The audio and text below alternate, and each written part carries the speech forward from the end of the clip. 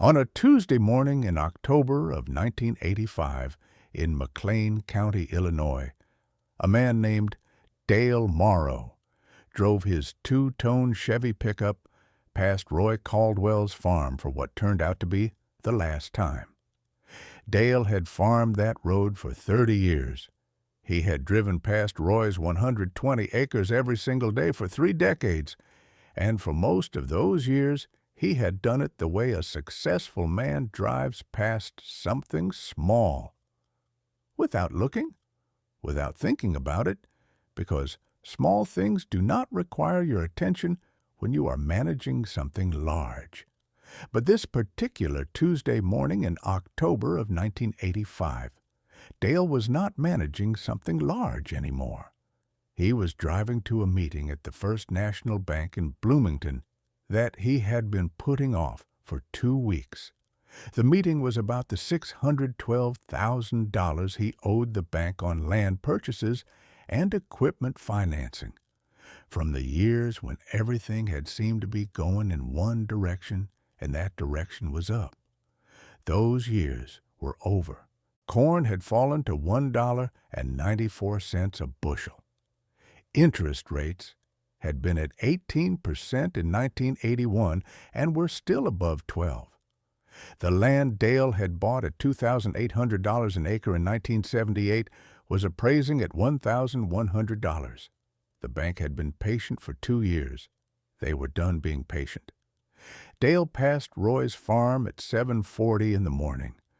Roy was in his field already, running a cultivation pass on his bean stubble with a tractor that was older than Dale's oldest son. The tractor was a 1954 Farmall Super M that Roy had bought, used in 1961 for $310, and had been keeping running ever since with parts he machined himself in the shop behind the barn.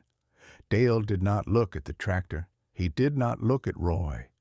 He drove past and thought about the bank meeting and the numbers that would not come out right no matter how many times he ran them. He had been farming 800 acres. He was about to find out how many he would be farming next spring. Roy Caldwell did not watch Dale drive past. He was focused on his cultivation pass, on the way the soil was turning, on whether the moisture was right for what he wanted to do before the ground froze. He had 120 acres, and they required his complete attention. They always had. Let me tell you about Roy Caldwell, because you need to understand the man before you can understand what he built on those 120 acres across 50 years. Roy was born in 1920, the only son of Harold and Edna Caldwell, who had farmed 120 acres of McLean County black ground since 1908. Harold had inherited the land from his father, who had broken it out of tallgrass prairie in 1878. 3 generations of one family on the same ground, the same 120 acres, through every kind of year that Illinois agriculture could produce. Harold Caldwell was not a large farmer by the standards of McLean County, which has always been among the most productive agricultural counties in the United States. His neighbors farmed 300, 400, 600 acres. Harold farmed 120, the same 120 his father had left him, no more and no less. He had never borrowed money to expand. He had never borrowed money for equipment. He ran the farm on what it earned, bought what he could pay for in cash, and kept what he already had running through skill and stubbornness and the willingness to spend a Saturday afternoon figuring out how to fix something instead of paying someone else to fix it. Harold was not a philosopher. He was a farmer. But he had one thing he said to Roy so many times over so many years that it became the closest thing to a philosophy Roy ever inherited. He said it plainly and without drama, the way a man states something he has tested and found true. Never borrow more than one bad year can cost you. That was it. 7 words. Harold never elaborated much. He did not need to. Roy watched the elaboration happen in the fields around him across 4 decades of McLean County farming history. He watched men borrow against good years and lose everything in bad ones. He watched the pattern repeat itself so regularly and so completely that by the time he took over the farm from Harold in 1952, at the age of 32, he had seen it enough times to believe it the way you believe things you have watched with your own eyes rather than simply been told. Roy farmed 120 acres from 1952 to 2002. 50 years on the same ground. He grew corn and soybeans in a 2-year rotation, the same rotation Harold had run, the same rotation Harold's father had run. He sold to the elevator in Bloomington at whatever the market was paying because he had no debt that required him to sell at a specific price to meet a specific payment. He bought equipment used and maintained it until it was beyond maintaining, and then bought the next used piece. He kept a savings account at the McLean County State Bank, and he added to it every year, in good years more and in bad years less, but always something. He was not rich. He was not trying to be rich. He was trying to be still farming in 30 years, and then in 30 more, the way his father had been still farming and his grandfather before that. Now, let me tell you about Dale Morrow, because you need to understand what he built before you can understand what he lost. Dale Morrow had come to McLean County from downstate in 1953, a year after Roy took over the Caldwell place. He was 36 years old, newly married, full of the specific energy of a man who has decided he is going to build something. He bought 160 acres on the same township road as Roy, 3/4 of a mile east, and from the first day he was on that road, Dale Morrow was building. By 1960, he had 280 acres. By 1965, 400. By 1972, 600. By 1978, when the land market was at its peak and the grain export boom was making millionaires out of men who had been getting by 5 years earlier, Dale borrowed $380,000 against his existing land and bought another 200 acres at $2,800 an acre to bring his operation to 800 acres total. He had 2 new John Deere 4440 tractors, a combine that cost more than most houses on that road, a grain drying system, 3 hired men. His gross revenue in 1979 was $480,000. He sat on the County Farm Bureau Board and the Co-op Board, and his name was in the newspaper every time someone needed a quote about agricultural economics in McLean County. Dale knew Roy Caldwell the way successful men know their less successful neighbors, by sight, by name, and not much further. He had been to Roy's farm twice in 30 years, both times for equipment he wanted to borrow when his own was down. Roy had lent it both times, without comment. Once, in the summer of 1975, Dale had stopped his truck at Roy's field edge while Roy was walking a cultivation row. He had called across to Roy in the friendly, loud way he called to everyone. "Roy," he said, "when are you going to get yourself some real ground? That 120 is never going to let you get ahead." Roy had looked at him for a moment from the cultivation row. "I am ahead," Roy said. He went back to walking. Dale had laughed his big punctuating laugh and driven on. Let me tell you about the 4 farm crises, because the number 4 is important. Most people know about one. Roy Caldwell lived through all 4, and each one was a different kind of test. The first crisis came in 1955. Corn prices collapsed after the post-war demand surge ended, dropping from $1.60 a bushel to 89 cents in 18 months. Farmers who had taken out operating loans during the high-price years found themselves unable to service the debt at 89-cent corn. In McLean County, 11 farms went to sheriff's sale between 1955 and 1958. Roy had no operating loans in 1955. His corn, at 89 cents, still cleared his costs with room left over because his costs were low. He put $1,400 in the bank that year instead of $3,200. He did not consider it a crisis. He considered it a reminder. Dale Morrow was farming 160 acres in 1955 with a modest operating loan. He made it through by refinancing, taking the short-term note out to a longer term. He lost 2 years of progress, but kept the farm. He learned from it for a while. The second crisis came in 1970. Input costs rose sharply through the late 1960s as energy prices climbed, and the cost of commercial fertilizer, which was petroleum-derived, went up with them. At the same time, grain prices stayed flat.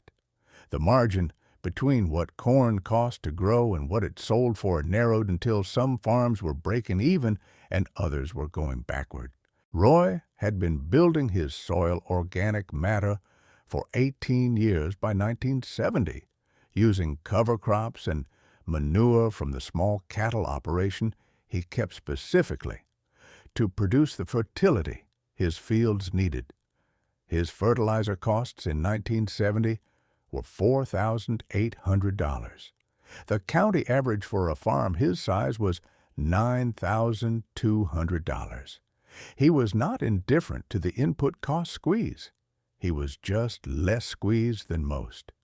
He put $2,100 in the bank that year, smaller than most years, still something. The third crisis was the big one, the 1980s farm crisis that everyone in American agriculture knows about, that took 300,000 farms across the Midwest and broke the federal land bank and put the word foreclosure on mailboxes up and down every county road in Illinois. The crisis that was coming for Dale Morrow on that October morning in 1985 when he drove past Roy's farm on his way to the bank in Bloomington. Let me tell you what that meeting cost Dale, because the numbers are the story. Dale owed $612,000 at the end of 1985. His land, which had been worth $2,800 an acre in 1978 at purchase, was now worth $1,050 an acre. His 800 acres were worth $840,000. What he owed was $612,000. On paper, he still had equity. The problem was cash flow.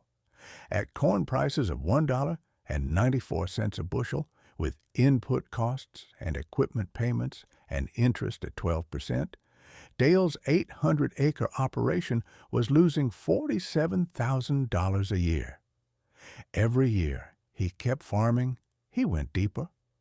The equity was real, but the cash was not there, and cash was what the bank required each month. The bank offered to restructure. They would extend the terms on $400,000 of the debt and require Dale to sell 200 acres to pay down the rest. Dale sold the 200 acres in the spring of 1986. He sold them for $1,100 an acre at a farm auction attended by 12 bidders and a bank representative with a clipboard. He cleared $220,000 and paid it against the $212,000 that portion of the debt represented. He had $8,000 left. He still owed $400,000 on 600 remaining acres. He was still losing money every year corn was under $2.20. By 1989, Dale was down to 400 acres. By 1992, he was down to 280. The land he had spent 30 years building, parcel by parcel, loan by loan, was coming apart in the same direction it had gone together, piece by piece, year by year, until what remained was almost exactly what he had started with in 1953. Roy Caldwell's operation in 1985 was the same 120 acres it had always been. His debt was zero. His corn at $1.94 cleared his costs and put $4,200 in the bank. Smaller than most years. Still something. Now let me tell you about the conversation at the feed store in the fall of 1986, because it is the kind of conversation that only happens once and stays with a man forever. Roy did not go to the feed store often. He bought most of what he needed in bulk once a year and stored it himself. But in October of 1986, he needed a bag of mineral supplement for his cattle, and he drove to the elevator store in Lexington and parked his truck and went inside. Dale was at the counter. He was picking up a soil test result, which was the kind of thing Dale had not bothered with much in the expansion years, because you did not need to know your soil when you could afford to apply whatever the agronomist recommended. Now, he was doing his own soil tests because the agronomist cost money. Roy came in and got his mineral supplement and paid for it and was walking out when Dale spoke. "Roy," Dale said.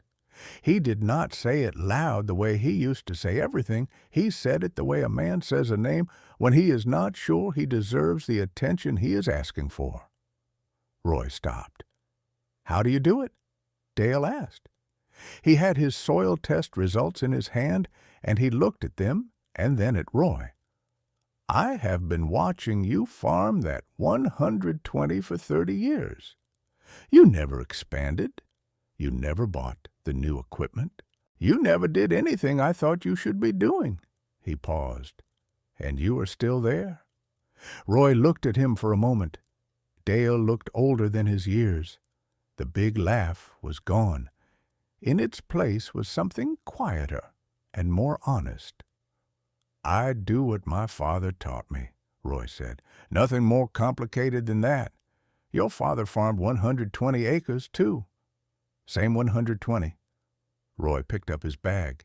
"He told me once, never borrow more than one bad year can cost you." He looked at Dale. "I never did." Dale looked out the store window at the flat McLean County landscape, the fields already harvested and brown, the sky high and pale with October. "What does one bad year cost you?" he asked. Roy thought about it. "On my ground, with my costs, about $8,000. He paused.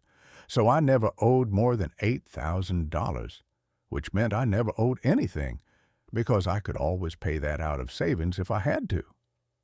Dale nodded slowly. He was doing arithmetic. Roy could see it on his face, the arithmetic of what might have been different. "I borrowed against the good years," Dale said, "figuring they would keep going." "Everyone did," Roy said. He picked up his bag. "That is why it is always the same story." He walked to his truck and drove home. Dale stood at the feed store counter for a while longer. Then he drove back to his farm.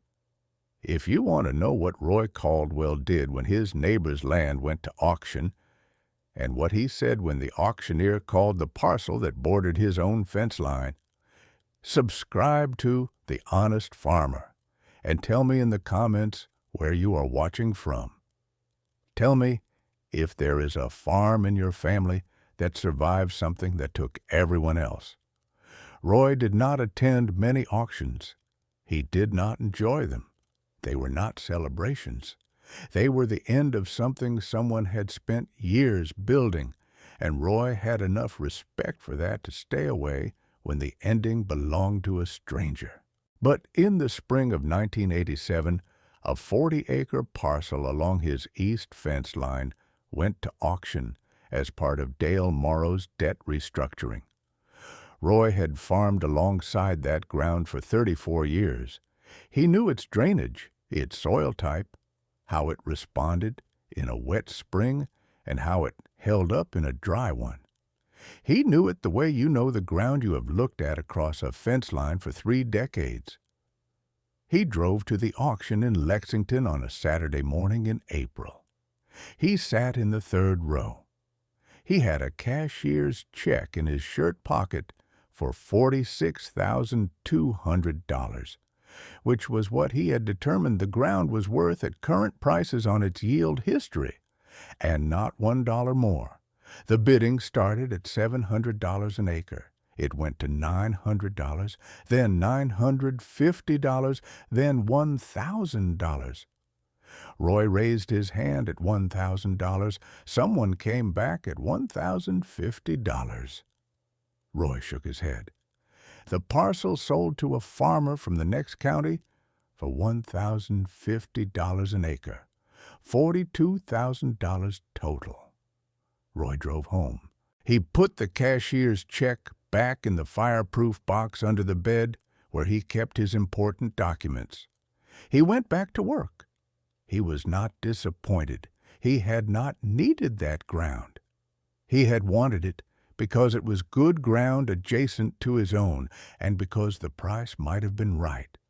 The price had not been right. He would wait for the next opportunity. The next opportunity came in 1993, when another 40-acre parcel, this one to the north of his property, went to auction as part of a different failing operation. This time, the bidding stopped at $880 an acre. Roy was the only bidder above $800. He paid $35,200 cash and drove home with a deed to 160 acres that he had no debt on.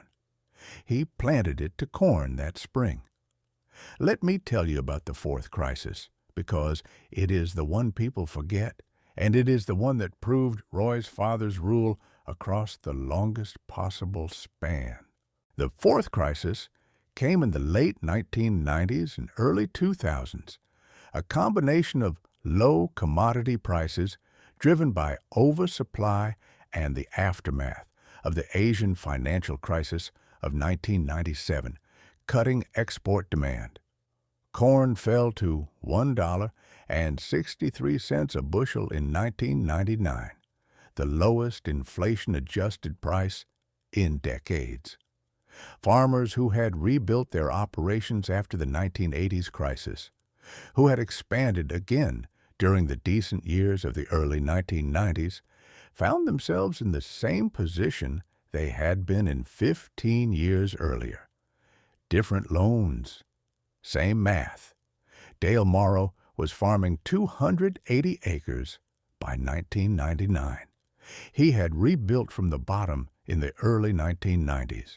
Carefully at first, then with a little more confidence as prices recovered through 1994 and 1995. He had taken a modest operating loan in 1996, then a small equipment loan in 1997.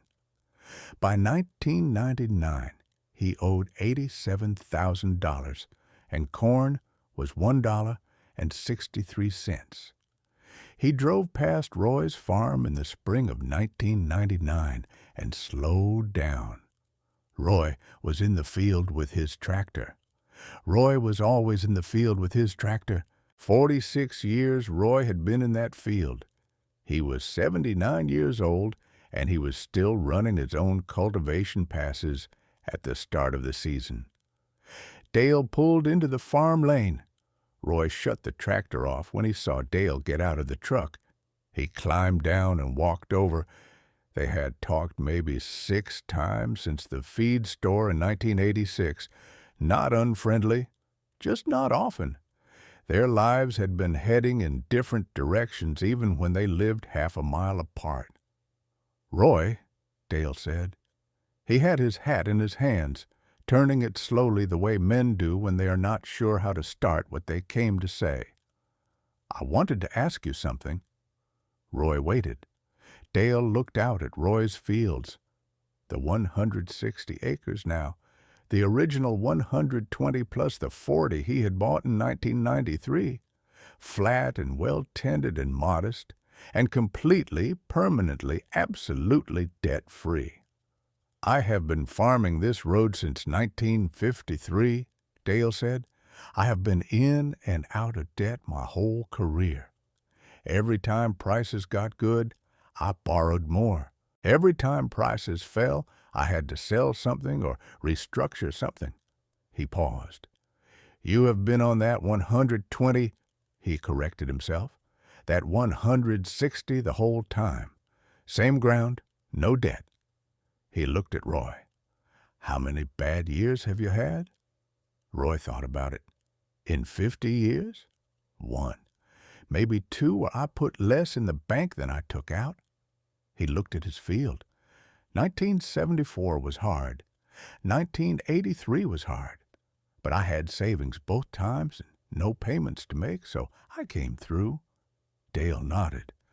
"My father used to say that a small farm you own is worth more than a big farm you owe." Dale turned his hat in his hands. "I never believed him." Roy looked at him. "My father said the same thing in different words." He paused. Took me a while to understand that he meant it literally, not as a comfort, as arithmetic. Dale looked at the field. The evening light was coming across the flat McLean County ground the way it always came, low and gold, making the stubble rows cast long shadows.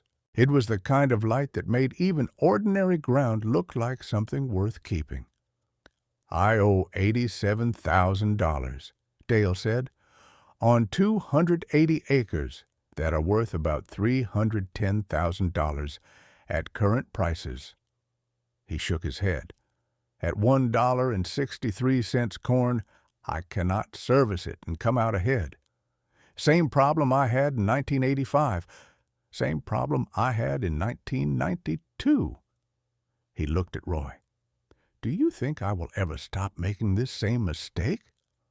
Roy was quiet for a moment. He looked at the field and then back at Dale. "I think you understand the mistake completely now," Roy said, "which is different from before." He paused. "Understanding it and stopping it are the same thing, if you let them be." Dale put his hat back on. He stayed for a few minutes longer, looking at the field. Then he drove home. He paid off the $87,000 over the next 4 years without borrowing again. It cost him 2 years of buying nothing new and 1 year of selling equipment he would rather have kept. But he did it. By 2003, Dale Morrow was farming 280 acres of debt-free ground for the first time in his career. He was 76 years old. Let me tell you about the years at the end, because this story does not close in a field. Roy Caldwell retired from active farming in 2002 at the age of 82. His daughter Susan and her husband had been working the farm alongside him since 1994, learning the ground and the rotation and the cash-only way of operating that Harold had established, and Roy had continued. They took over cleanly, the way things transfer when there is no debt to argue about and no bank to satisfy. Roy signed the deed over on a Tuesday afternoon at the county courthouse in Bloomington. He drove home and sat on the porch and looked at his field the same way Harold had looked at it on the last evening of his life. He did not say anything. He just looked at it. 50 years of his work in that ground and his father's 44 years before him, and his grandfather's 24 years before that. 118 years of one family on one piece of ground. No crisis had taken it. No bank had called the loan because there was never a loan to call. No bad year had broken it because no bad year had been allowed to reach the place where breaking was possible. Dale Morrow sold his 280 acres in 2005 when he was 78 to a neighbor who wanted the ground for cash rent. He kept the farmhouse and 10 acres around it. He had never owned that much land debt-free in his life, and 10 acres of it felt like enough. He drove out to Roy's farm one last time in the spring of 2006. Roy was 86, no longer farming, but sitting on the porch the way he did most mornings now, watching Susan and her husband work the field. The same field Harold had watched. The same field Roy had watched for 50 years and was watching still. Dale parked and walked up to the porch. Roy made room on the steps. They sat for a while without talking, watching the tractor make its pass across the field, the black McLean County soil turning over clean and dark in the April light. "I built something 4 times," Dale said, "and lost it 4 times." He looked out at the field. "You built something once and never lost it." He shook his head slowly.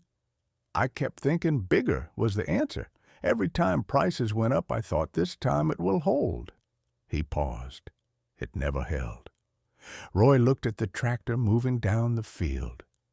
"My father farmed 120 acres, Roy said. His father farmed 120 acres. The ground was never the limit." He paused. "The debt was the limit. Take the debt away and 120 acres is enough." It was always enough. Dale was quiet for a long time. The tractor reached the end of the field and turned. The morning light caught the fresh turned soil the way it had been catching it since Harold Caldwell's father first broke this ground in 1878. "Your grandfather broke this ground," Dale said. Roy nodded. 1878, and nobody has ever lost it. Roy looked at the field. "Not once," he said. His voice was the same quiet voice it had always been, the voice that had never needed to be louder than the distance between 2 men, not 1 acre, not 1 year. They sat there until the tractor finished its pass and Susan waved from the cab. Then Dale shook Roy's hand and walked to his truck and drove back down the township road for the last time, past the ground he had built and lost and built and lost and finally, at 78, let go of. Roy watched him go. Then he watched the field. Let me tell you the last thing, because it is the thing Harold would have wanted you to know. Roy Caldwell died in 2008 at the age of 88, in the farmhouse his grandfather built in 1882, in the county where his family had farmed for 130 years. His obituary in the Bloomington Pantagraph mentioned his membership in the McLean County Farm Bureau and his service as a 4-H judge for 20 years. It mentioned Susan and her husband and their 3 children. It mentioned that the Caldwell farm had been in continuous operation since 1878. It did not mention the 4 farm crises. It did not mention the $600,000 neighbor. It did not mention the 7 words Roy's father had told him so many times across so many years that they became the whole operating manual for a 50-year farming career. Never borrow more than 1 bad year can cost you. That was all. 7 words that Roy turned into 118 years of unbroken family farming on the same 120 acres. 7 words that outlasted 4 crises, multiple neighbors, dozens of bankers, and every expansion plan that anyone on that township road ever tried to tell him. Dale Morrow built 800 acres and lost most of them. Roy Caldwell farmed 120 and never lost an inch. They lived half a mile apart for 50 years and looked at the same sky and planted in the same soil and sold to the same elevator. The only difference was 7 words and the stubborn, daily, completely unglamorous decision to live by them. Subscribe to The Honest Farmer for more stories like this one. Stories of the farmers who chose depth over size, who farmed what they could pay for and paid for what they farmed, who watched empires rise and fall on the same road where their own modest, debt-free, absolutely permanent operation kept going. Hit the bell so you do not miss the next one, and tell me in the comments, was there someone in your family who farmed small and stayed? I want to know about them. The ground is still turning. Susan's daughter farms it now. The 4th generation on the same 120 acres. They added nothing and lost nothing, and the soil is darker and deeper than when Harold's father first broke it in 1878. Some things are not made better by being made bigger. They are made permanent by being kept exactly what they are. That is what Roy Caldwell's 120 acres still are. Permanent.